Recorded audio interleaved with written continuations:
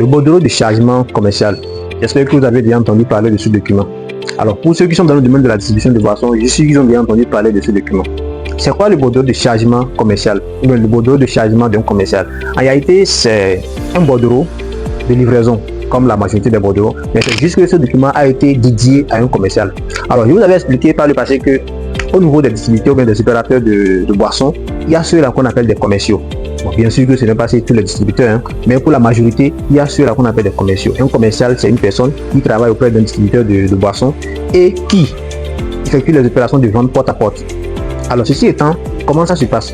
Lorsque le commercial veut aller faire la vente, il vient auprès du magasin, il sort certaines quantités de produits et il note ses produits. Donc, ce sont ces produits-là qu'il charge pour aller effectuer la vente. Alors, lorsqu'il sort les produits, il prépare sa commande, ok.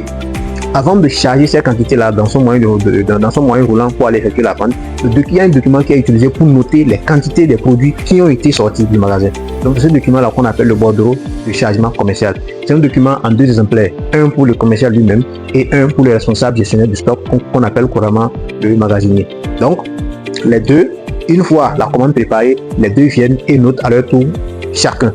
Alors, après avoir noté, les deux viennent maintenant chercher la conformité des quantités qui ont été sorties comme commande. Et dès lors que les quantités sont conformes, les deux parties signent directement les parties qui les concernent sur le bordereau de livraison de chacun. Et c'est après ça maintenant que le commercial peut charger maintenant ses produits dans son moyen roulant, que ce soit une camionnette ou bien un moyen à 3 roues pour aller effectuer sa vente. Donc c'est ce document-là que nous appelons bordereau de chargement commercial. Donc, quand vous irez auprès des distributeurs agréés, ou ceux qui opèrent dans le domaine de la distribution de boissons, c'est un document que vous allez constamment retrouver. Et quand on parlera de bordereau de chargement commercial, ou carrément, d'autres diront tout simplement bordereau de livraison, mais bordereau. Mais sachez que lorsque ça concerne un commercial, alors il s'agit du bordereau de livraison et commercial. Et c'est dans ce document-là qu'on note toutes ces opérations de chargement.